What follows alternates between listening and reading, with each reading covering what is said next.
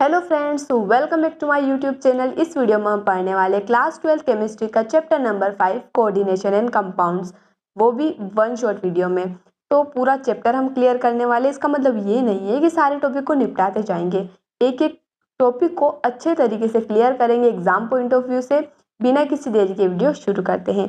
तो सबसे पहले हम ये जान लेते हैं कोऑर्डिनेशन कंपाउंड होते क्या है। कोऑर्डिनेशन कंपाउंड को ही हम कॉम्प्लेक्स कंपाउंड्स भी कहते हैं। ये ऐसे कंपाउंड होते हैं जिनमें एक सेंट्रल मेटल एटम होता है जो कि एनायन या न्यूट्रल मॉलिक्यूल से शेयरिंग ऑफ इलेक्ट्रॉन्स के थ्रू अटैच्ड होता है। शेयरिंग कैसे होती है? यहाँ पर सेंट्रल मेटल एटम होता है और लिगेंड होता है। सेंट्रल मेटल एटम जो होता है उसे हम इलेक्ट्रॉन एक्सेप्टर कहते हैं, जो कि इलेक्ट्रॉन को एक्सेप्ट करता है। लेविस एसिड की तरह ये एक्ट करता है। लिगेंड की अगर हम बात करें तो इसे हम इलेक्ट्रॉन डोनर कहते हैं और ये लेविस बेस की तरह काम करता है।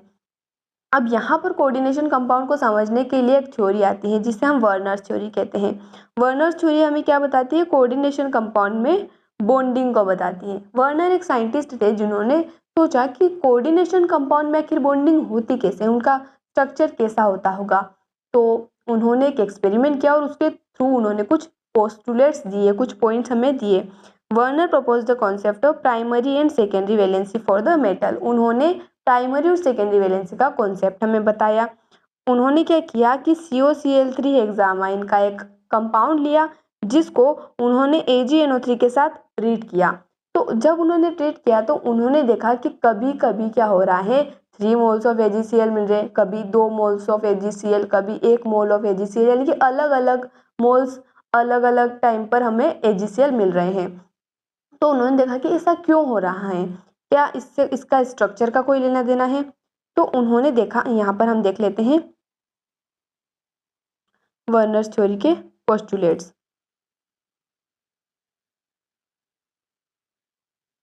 तो यहाँ पर आप जैसा देख सकते हैं कि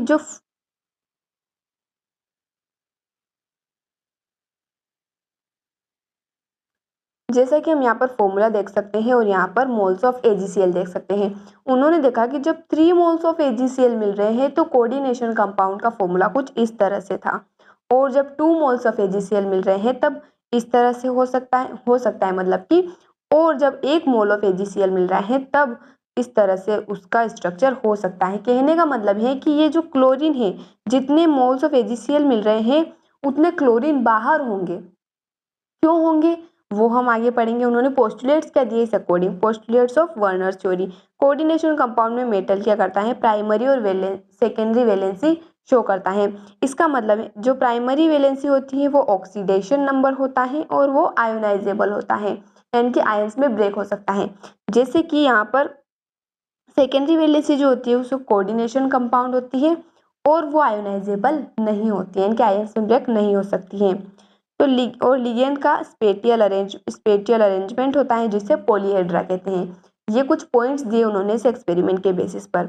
अब इसका मतलब है कि जब 3 मोल्स ऑफ AgCl मिल रहे तो 3 क्लोरीन बाहर थे कोऑर्डिनेशन एंटिटी के। इसका मतलब है कि जो काउंटर आयन है वो ही केवल क्या हो सकता है? अलग हो सकता है, सेपरेट हो सकता है, ब्रेक हो सकता है। और ये जो अंदर पूरी एंटिटी है इसमें से कुछ भी ब्रेक नहीं हुआ है, यानी कि ये सेकेंडरी वैलेंसी जो ब्रेक नहीं होती है और प्राइमरी वैलेंसी ब्रेक हो सकती है। अब हम देखते हैं डबल सोल्ट और कॉम्प्लेक्स के बीच में डिफरेंस, क्योंकि डबल सोल्ट भी कॉम्प्लेक्स कंपाउंड की तरह दिखते हैं।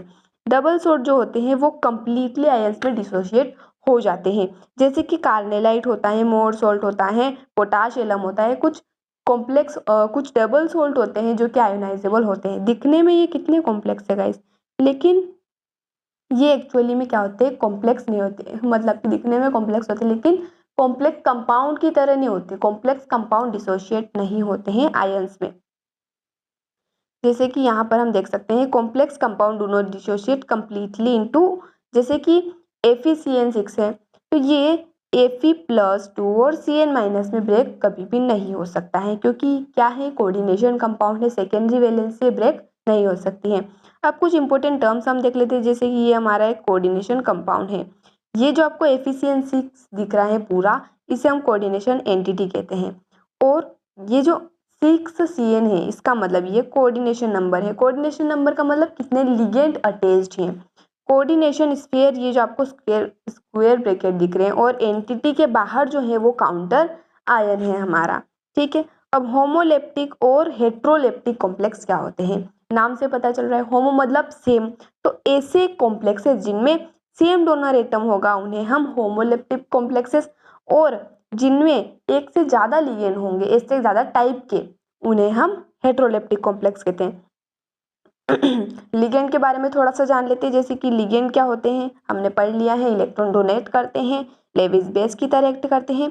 लिगेंड जो होते हैं वो कई टाइप के होते हैं, जैसे कि यूनिडेंटेड। यूनिडेंटेड लिगेंड का मतलब है कि ऐसा डेंटेड जो एक साइड से ही क्या कर सकता है, इलेक्ट्रॉन डोनेट कर सकता है, या और वी कैन से अटैक कर सकता है, जैसे कि Cl - NH3H2, ये यूनिडेंटेड लिगेंड है। मोनोडेंटेड भी कह सकते हैं। अब डाइडेंटेड क्या होते हैं, जिन्हें हम बाइडेंटेड भी कहते हैं, ऐसे लिगेंड्स जो दो साइड से अटैक कर सकते हैं, जैसे कि En और C2O4 2- यानी कि इथाइलिन 1,2 डाइअमाइन और ऑक्जिलेट आयन। ट्राइडेंटेड लिगेंड ऐसे होते हैं जो तीन साइड से अटैक कर सकते हैं, तीन साइड से इलेक्ट्रॉन डोनेट कर सकते हैं, जैसे कि डाई-En हो गया। पॉलीडेंटेड जिनमें तीन से ज्यादा, जैसे कि ये जो ADTA है, ये हेक्साडेंटेड होता है, छह साइड से अटैक कर सकता है।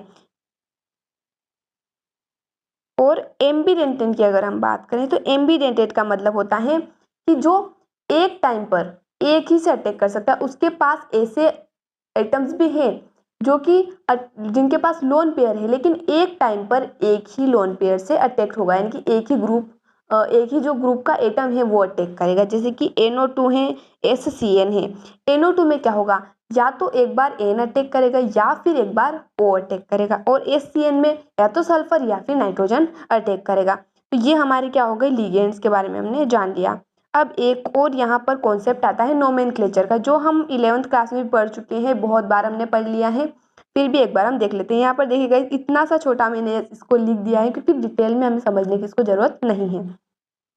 सबसे पहले हम देखते हैं कि जो भी हमारा जैसे कि कोऑर्डिनेशन कंपाउंड है, तो उसमें प्लस माइनस, यानी कि सबसे पहले हम चेक करेंगे केटायन कौन है, एनायन कौन है। जो आगे होगा वो केटायन, जो पीछे होगा वो एनायन। तो केटायन का नाम सबसे पहले लिखा जाएगा, जैसे कि यहाँ पर ए भी हमने मान लिया एग्जाम्पल, तो ए का नाम पहले लिखा जाएगा। लिगेंड्स का नेम कैसे लिखते हैं, अब उसके बाद लिगेंड्स का नाम लिखते हैं। लिगेंड का नाम लिखते हैं हम अल्फाबेटिकल ऑर्डर में। अगर नेगेटिव लिगेंड है तो सफिक्स पीछे, प्रीफिक्स क्या लग जाए, सफिक्स सही तो बोला था गाइस मैंने, सफिक्स क्या लग जाएगा पीछे, ओ लग जाएगा। न्यूट्रल और पॉजिटिव है तो एज इट इज उनका नाम रहेगा। अगर सेम लिगेंड एक से ज़्यादा बार है तो हम कौन सा वर्ड यूज़ करते हैं, बाई, ट्राई, पोली वगैरह। ठीक है, पोली नहीं, हेक्सा है वो जो हमने पढ़ रखा है ना गाइस एल्केन वाले में। सिंगल है तो उसमें आपको यूनी लिखने की जरूरत नहीं है, लेकिन अगर दो है तो डाई, ट्राई, टेट्रा, पेंटा, पॉली, हेक्सा, वो ऑक्टा, ये हमें लिखने की जरूरत होती है उनको बताने के लिए कितने हमारे पास लिगेंड अटैच्ड है सेम टाइप के। अगर कोई ऐसा लिगेंड है जिसमें खुद के नाम में ही कोई ऐसा न्यूमरल वर्ड छुपा हुआ है, जैसे कि EN है, इथेन 1,2 डाइअमाइन, तो इसमें डाइअमाइन अंदर ही आ रहा है, तो इसको अगर दो EN है तो इसमें हम लिखेंगे बिस, ट्रिस, टेट्राकिस, इस तरह से।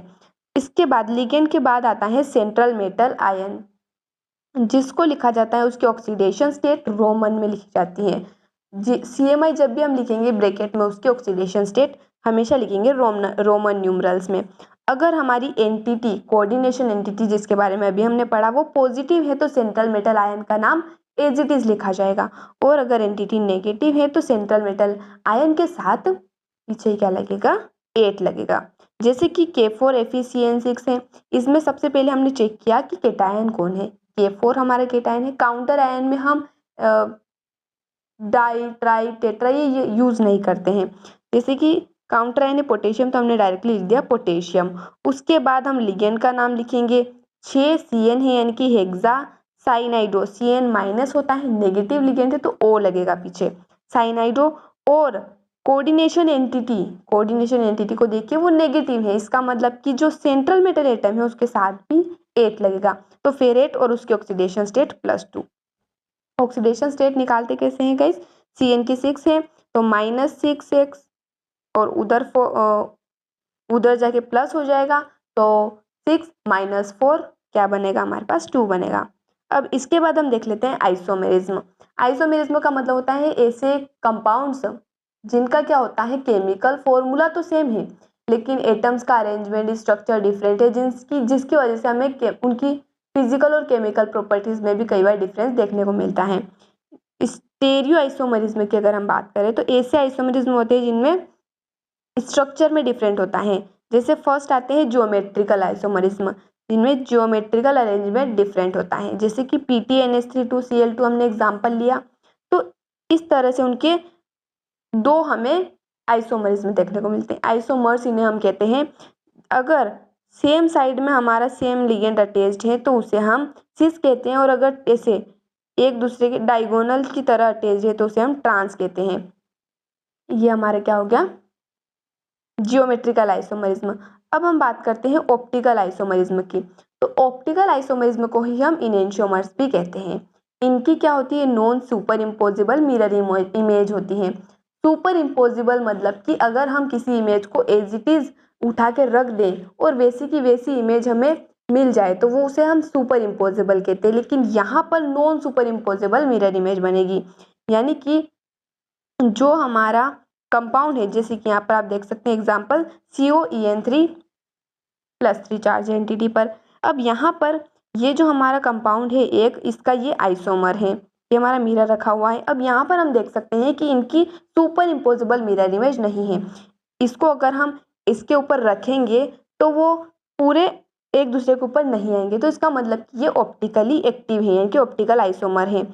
जो लाइट को राइट की तरह रोटेट कर देता है, प्लेन पोलराइज्ड लाइट को राइट डायरेक्शन में रोटेट कर देता है, उसे हम डेक्स्ट्रो, और जो लेफ्ट में करता है उसे हम लेवो कहते हैं। ठीक है, अब हम बात करते हैं स्ट्रक्चरल आइसोमरिज्म की। तो स्ट्रक्चरल में बहुत सिंपल है गाइस। पहला आता है लिंकेज आइसोमरिज्म। लिंकेज आइसोमरिज्म जो होते हैं उसमें क्या होता है कि जो कंपाउंड है उसके अंदर लिगेंड है, एम्बिडेंटेंट लिगेंड होगा। जैसे कि यहाँ पर लिखा हुआ है अराइजेज इन कंपाउंड्स हैविंग एम्बिडेंटेंट लिगेंड। क्योंकि इसमें एक बार जो एम्बिडेंटेंट में दो होते हैं डोनर एटम्स, तो एक बार एक डोनर एटम और दूसरी बार दूसरा डोनर एटम। जैसे कि यहाँ पर एक बार इस कंपाउंड में एन अटैक कर रहा है और एक बार ओ अटैक कर रहा है, तो दोनों क्या हो जाएंगे, एक दूसरे के लिंकेज आइसोमर्स हो जाएंगे। कोऑर्डिनेशन आइसोमर की अगर हम बात करें तो यहाँ पर दो एंटिटीज होगी, केटायन और एनायन। यहाँ पर लिगेंड का एक्सचेंज हो जाएगा दोनों एंटिटीज के बीच में। जैसे कि यहाँ पर आप देख सकते हैं कोबाल्ट के साथ NH3 और क्रोमियम के साथ CN अटैच्ड है। अब इसके आइसोमर में क्रोमियम के साथ NH3 और कोबाल्ट के साथ CN अटैच हो जाएगा। इसके बाद अगर हम बात करें आयोनाइजेशन आइसोमर की, तो काउंटर आयन जो होता है वो लिगेंड से डिस्प्लेस हो जाता है। जैसे कि यहाँ पर जो एग्जाम्पल है इसका, इसमें आप देख सकते हैं पहले लिगेंड कौन है, SO4 है और काउंटर आयन Br है, लेकिन जो लिगेंड हो गया वो रिप्लेस हो गया काउंटर आयन के द्वारा, यानी कि Br अंदर चला गया और SO4 बाहर आ गया, तो इसे हम कहते हैं आयोनाइजेशन आइसोमरिज्म। सोलवेट आइसोमरिज्म में क्या होगा, हाइड्रेट आइसोमरिज्म में हम इसे कहते हैं, क्योंकि यहाँ पर सॉल्वेंट मॉलिक्यूल्स में डिफरेंस होता है। जैसे कि यहाँ पर हम एग्जांपल देख सकते हैं, यहाँ पर 6H2O अंदर थे पहले और इसके आइसोमर में 5H2 अंदर हो गए, 5H2 अंदर एक बाहर चला गया, 4H2 अंदर दो बाहर चले गए, 1H2 अंदर 5 बाहर चले गए। इस तरह से हमारा इसका आइसोमर बनते जाते हैं। अब हमारा बहुत इंपॉर्टेंट टॉपिक आता है वैलेंस बॉन्ड थ्योरी, VBT। तो VBT हमें हाइब्रिडाइजेशन और ज्योमेट्री ऑफ कोऑर्डिनेशन कंपाउंड के बारे में बताता है। जैसा कि हम यहाँ पर देख सकते हैं कि अगर 4 कोऑर्डिनेशन नंबर हैं तो दो टाइप के हाइब्रिडाइजेशन हो सकते हैं, sp3 और dsp2।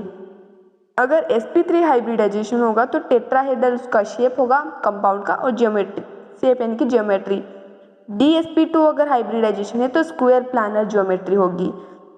अगर कोऑर्डिनेशन नंबर 5 है तो sp3d और ट्राइगोनल बाईपिरामिडल इसकी ज्योमेट्री होगी। अगर कोऑर्डिनेशन नंबर 6 है तो दो टाइप के हाइब्रिडाइजेशन देखने को मिलेंगे, sp3d2 और d2sp3। दोनों में ही क्या होगा, ऑक्टाहेड्रल ज्योमेट्री बनेगी। अब फील्ड स्ट्रेंथ ऑफ लिगेंड हम जान लेते हैं। ये जानना क्यों जरूरी है, क्योंकि हमें पता होना चाहिए कि स्ट्रॉन्ग फील्ड लिगेंड है या वीक फील्ड लिगेंड है, क्योंकि अगर स्ट्रॉन्ग फील्ड लिगेंड होगा तो इलेक्ट्रॉन्स की पेयरिंग हो जाएगी और अगर वीक फील्ड लिगेंड होगा तो पेयरिंग नहीं होगी। तो यहाँ से ये जो हमारे आयोडीन से लगाकर H2O तक ये सारे ही वीक लिगेंड है। H2O भी एक वीक लिगेंड है। कैसे याद करेंगे इनको? याद करने की जरूरत ही नहीं। हेलोजन्स यहाँ पर आ रहे हैं, IBrCl, फ्लोरीन, ये हमारे वीक लिगेंड है। उसके अलावा सल्फर वाले जितने भी आपको दिख रहे हैं यहाँ पर ये वीक हैं, और ऑक्जिलेट आयन और OH माइनस H2O ये भी क्या है? वीक हैं। उसके बाद जो AnCN से लगाकर CO तक सारे क्या है? स्ट्रॉन्ग फील्ड लिगेंड है। अगर वीक फील्ड लिगेंड अटैक करता है किसी सेंट्रल मेटल आयन पर तो पेयरिंग नहीं होगी इलेक्ट्रॉन्स की, हाई स्पिन रहेगा, आउटर ऑर्बिटल कॉम्प्लेक्स बनेगा। अगर स्ट्रॉन्ग फील्ड लिगेंड है तो पेयरिंग हो जाएगी, लो स्पिन रहेगा और इनर ऑर्बिटल कॉम्प्लेक्स बनेगा। जैसे कि एग्जाम्पल से हम समझ लेते हैं। एग्जाम्पल से समझना बहुत जरूरी है गाइस, क्योंकि बिना एग्जाम्पल के हमें समझ कैसे आएगा। Predict the geometry of MnBr42-। यहाँ पर कोऑर्डिनेशन नंबर क्या है? 4 है। कोऑर्डिनेशन नंबर 4 किससे पता चला? 4 Br अटैच्ड है। अब Mn की ऑक्सीडेशन स्टेट निकालेंगे और उस ऑक्सीडेशन स्टेट वाले जो आयन है उसकी इलेक्ट्रॉनिक कॉन्फ़िगरेशन हम निकालेंगे। जैसे Mn+2 है, यहाँ पर 3d5 इसकी इलेक्ट्रॉनिक कॉन्फ़िगरेशन आ जाएगी। Br- एक वीक लिगेंड है, पेयरिंग ऑफ इलेक्ट्रॉन्स नहीं होगी। वीक लिगेंड है कैसे पता चला? क्योंकि हेलोजन है, हेलोजन वीक लिगेंड होते हैं। हेलोजन को छोड़ के जितने भी एटम है वो कोबाल्ट के साथ स्ट्रॉन्ग लिगेंड की तरह बिहेव करते हैं। ये हमारा Mn का ऑर्बिटल हो गया। अब हाइब्रिड ऑर्बिटल कैसे बनेगा? देखिए अब Mn का ये ऑर्बिटल था जहाँ पर इलेक्ट्रॉन थे, पेयरिंग नहीं होगी क्योंकि वीक लिगेंड है। ये कौन सा ऑर्बिटल है? N-1d। इसके बाद S और P ऑर्बिटल होते हैं। Br, 4 Br अटैच है, यानी कि 4 पेयर ऑफ इलेक्ट्रॉन्स हमें फिल करने हैं।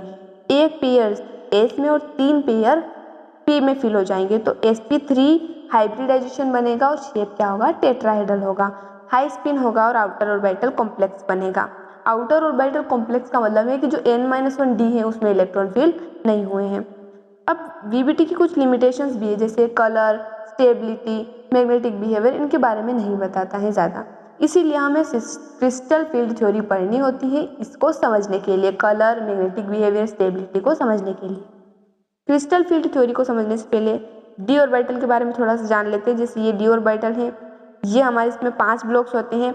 जो फर्स्ट के 3 ब्लॉक्स हैं डी, एक्स, वाई, जेड और जेड एक्स, उसकी ज्योमेट्री की अगर हम बात करें तो इस तरह से होते हैं इनकी। ये हमारा एक्सिस है और उनके बीच में लोब्स होते हैं। ये क्या होते हैं? इनके लोब्स होते हैं, जो पेटल्स आपको दिख रहे हैं।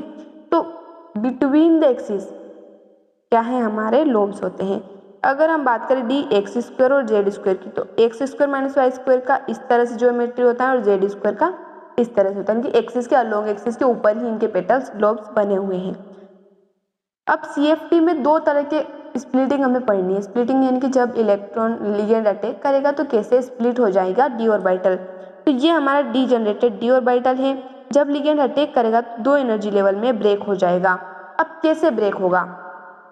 ऑक्टाहेड्रल कॉम्प्लेक्स में लिगेंड जो होता है अलोंग द एक्सिस आता है। अब अलोंग द एक्सिस आएगा तो ये जो 2 हमारे आपको दिख रहे हैं ब्लॉक्स, ये ऊपर चले जाएंगे, इनमें ज़्यादा रिपल्शन होगा क्योंकि इनके लोब्स भी क्या है? अलोंग द एक्सिस हैं और लिगेंड भी वहीं अटैक करेगा।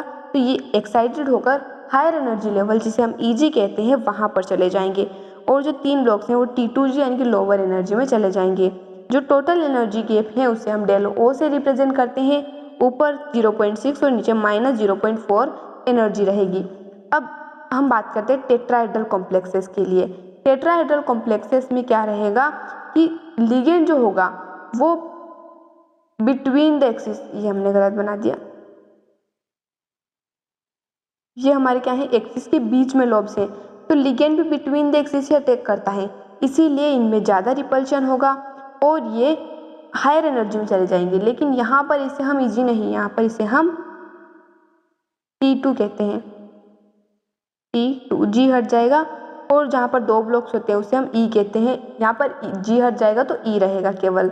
एनर्जी गैप को हम डेल T से रिप्रेजेंट करते हैं। ऊपर 0.4, नीचे -0.6 रहेगा। एग्जाम्पल से समझते हैं। Find the electronic configuration of magnetic character spin off Fe6-4।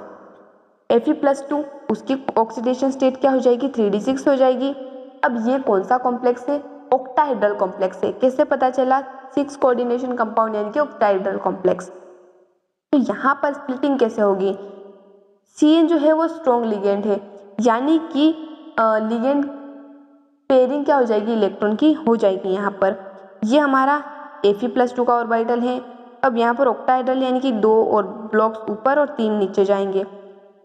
4th electron जो होगा वो T2G में फिल होता है और यहाँ पर लो स्पिन होगा क्योंकि लिगेंड जो है वीक है, सॉरी स्ट्रॉन्ग है। अरेंजमेंट ऑफ इलेक्ट्रॉन कैसे रहेगा? T2G में 6 इलेक्ट्रॉन्स और G में 0 इलेक्ट्रॉन्स भरे हैं। बिहेवियर की अगर हम बात करें तो डायमैग्नेटिक इन बिहेवियर होगा। Colour of coordination compound, DD transition की वजह से कलर शो होता है। ये जो हमने अभी ट्रांजिशन पढ़ा कि हायर एनर्जी में चला जाता है, लोअर में चला जाता है, तो इसी को हम DD ट्रांजिशन कहते हैं।